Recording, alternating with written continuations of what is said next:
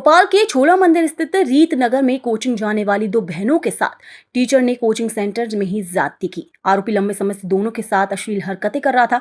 पिछले कुछ दिनों से आरोपी टीचर एक्स्ट्रा क्लास के नाम पर बहनों को अन्य बच्चों से अलग समय पर बुला रहा था। इस दौरान कोचिंग सूनी होने का फायदा उठाकर बहनों के साथ गलत काम करता था। शनिवार की शाम को उसके दोनों बहनों के साथ एक साथ गलत काम किया। बैड टच करने के बाद दोनों के प्राइवेट पार्ट से छेड़खानी की। नाबालिग बहन ने घर पहुंचने के बाद मां को घटना की जानकारी दी, तब परिजनों के साथ दोनों पीड़िता थाने पहुंची और एफआईआर दर्ज करा दी। पुलिस ने बताया कि 14 साल की पीड़िता 8वीं और 20 साल की पीड़िता 12वीं कक्षा की पढ़ाई प्राइवेट स्कूल से कर रही हैं। दोनों बहन हैं और छोला थाना क्षेत्र के एक मोहल्ले में रहती हैं। रीतनगर में कोचिंग सेंटर में पढ़ने जाती थी। यहां कोचिंग संचालक वीरेंद्र त्रिपाठी ने 16 अप्रैल 24 को 14 वर्षीय पीड़िता के साथ पहली बार छेड़खानी की। आरोपी ने उसको बैड टच किया था। बच्ची डर के कारण चुप रही। इसी का फायदा उठाकर आरोपी आए दिन छेड़खानी करने लगा। अक्टूबर महीने में आरोपी नाबालिग को एक्स्ट्रा क्लास के नाम पर अन्य बच्चों से अलग समय पर बुलाने लगा था। इसके साथ अश्लील हरकतें करता था। परेशान होकर किशोरी ने मामले की जानकारी इसी कोचिंग में पढ़ने वाली बड़ी बहन को दी। 10 अक्टूबर को बड़ी बहन विरोध दर्ज कराने छोटी बहन के साथ उसकी ट्यूशन टाइमिंग में कोचिंग सेंटर पहुंची। वहां आरोपी ने कमरे में दोनों बहनों को बंधक बना लिया। बड़ी बहन से बोला कि जिंदा नहीं लौटोगी, हत्या की धमकी देकर उसके साथ भी अश्लील हरकत की। इस दौरान आरोपी ने दोनों के प्राइवेट पार्ट में फिंगर से बैड टच किया। धमकाया कि उसने दोनों की पर्सनल फोटो भी छिपा कर ले ली है। किसी को भी कुछ बताए तो इन्हें वायरल कर देगा। पुलिस आरोपी से अन्य छात्राओं से छेड़खानी के संबंध में पूछताछ कर रही है। उसके सेंटर इलाके की 30 से अधिक लड़कियां पढ़ने जाती हैं। आरोपी की करतूत सामने आने के बाद और पीड़िताएं सामने आ सकती हैं। थाना छोला मंदिर अंतर्गत कल एक रिपोर्ट प्राप्त हुई जिसमें यह पाया गया कि कोचिंग क्लास में जाने वाली दो बच्चियां जो माइनर थी और एक लगभग एक्यूरेसी टू मेजर थी, उनके द्वारा जो वहां पढ़ाए जाने वाला शिक्षक है उसके द्वारा उनको अश्लील वीडियो दिखाना और बायोलॉजी जैसे सब्जेक्ट में रिप्रोडक्शन प्रोसेस और रिप्रोडक्शन के संबंध में जानकारी और शिक्षा देने के नाम पर अश्लील वीडियो दिखाना, अश्लील फोटो दिखाना और अश्लील हरकत करना पाए जाने पर हमने हमारे एसीपी साहब जो एसीपी निशादपुरा को इसको घटना को वेरीफाई करने के लिए भेजा।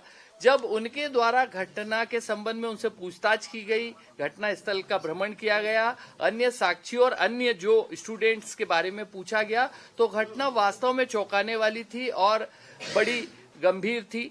और इस घृणित घटना पर से हमने थाना छोला को तत्काल अपराध पंजीबद्ध करने के लिए बोला और दो जो बच्चियां थी उनके नाम कृपया वो संदर्भित नहीं है, उनकी शिकायत पर हमने 2 अपराध पंजीबद्ध किए हैं। दोनों घटनाएं अलग अलग दिन अलग अलग समय है और ऐसी घटना को रोकने के लिए, निवारित करने के लिए और ऐसे व्यक्ति को दंडित करने के उद्देश्य से अपराध पंजीबद्ध कर उस जो टीचर है उसको हिरासत में। कितने बच्चों को पढ़ाता था, कितने बच्चों को, क्या पहले भी और बच्चे सामने आए हैं? आरोपी कहाँ है?